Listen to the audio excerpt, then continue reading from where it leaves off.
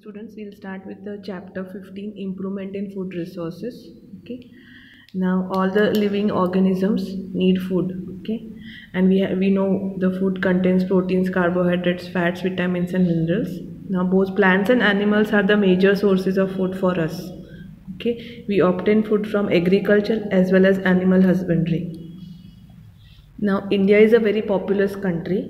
Okay, the population more than 1 billion and still growing. Okay, now a quarter of billion tons of grain every year is used. Okay, this can be done if you want to obtain this much. It can be done by farming on more land, but it is already cultivated land in India, so we do not have major scope of increasing the area of land under cultivation. We have now limited land for cultivation.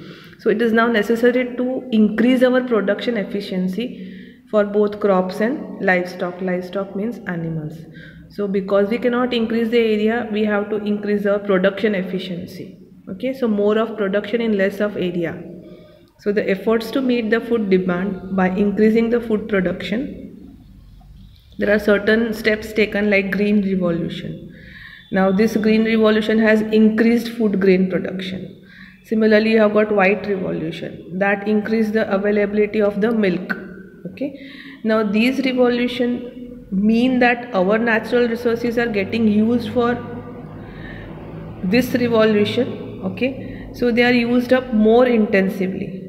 Now whenever the natural resources are used for all these purposes, what happens is more chances of causing damage to our natural resources, to the point of destroying their balance completely. Okay, so to balance one, other thing gets destroyed. So that what happens, we should increase the food production, but the environment should not be affected without degrading our environment and disturbing the balances, maintaining it. Okay, now the need for sustainable practices in agriculture and animal husbandry. Okay, also by simply increasing the grain production for storage in warehouses cannot solve the problem in maintenance of hunger. So if you go on producing and storing it, okay, then that will not solve the problem of hunger. Why? Because people should need money for purchasing this food. Now food security depends both on availability of the food and access. Even you have got lots of food but you cannot access it, you do not have money, then what? Because majority of our population depends on agriculture for their livelihood, they don't have much of money also.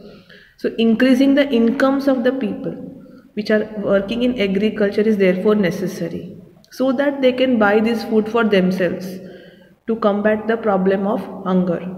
Now scientific management practices should be undertaken to obtain high yields from the farms.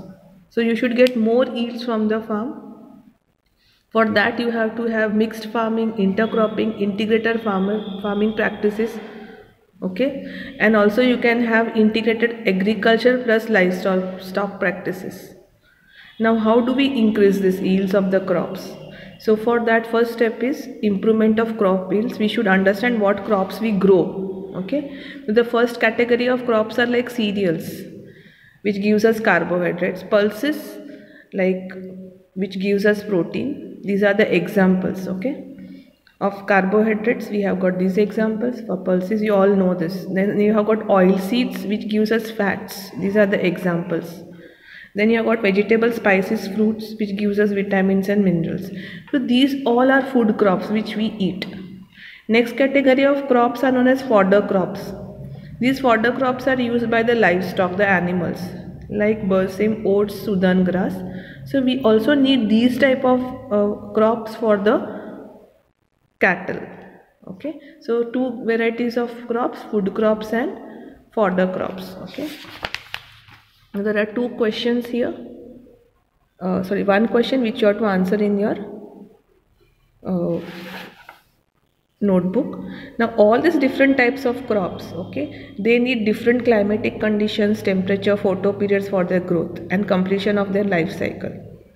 Now what is photo period? Photo period is what is the duration of sunlight, what that particular plant needs Okay, certain plants grow in winter, certain plants grow in summer, depending on the sunlight availability, what they need for their growth. The growth of the plants and flowering are dependent on sunlight. Okay, now we all know that plants manufacture their food in presence of sunlight by the process of photosynthesis. So there are some crops which grow in rainy season. Okay, these crops are called Kharif season from month of June to October. There are some crops which grow in winter season. They are known as Rabi season from November to April. Okay, so we have got two categories of crops. Now paddy, soybean, then pigeon pea, maize, cotton, then green gram, black gram, these are all Kharif crops. While wheat, grams, peas, mustard, linseed, they are all Rabi crops. Okay. Now India has been now having 4 times increase in the production of grains since 1952 to 2010. But the availability of the land is only 25%, which has increased for production of this much. Okay. Now how has this production been achieved, this 25% increase? So there are certain practices involved in farming which can be divided into 3 stages. The first stage is the choice of the seeds for planting. Second is nurturing the crop for the crop plants, and third is protection. So these three different stages are involved in farming. So the first is choice of seeds, second is nurturing the crops which are already grown, and third is protecting it from the harvest or loss from the pests. Okay, now this is the major group activities involved in the crop yields. So there are 3 classification: crop variety improvement, crop production improvement, and crop protection. So this comes under the first category of seeds, choice of seeds. Next is nurturing the crop, that is crop production, and the next is protection, that is crop parent. That we'll study one by one all of these 3. Thank you.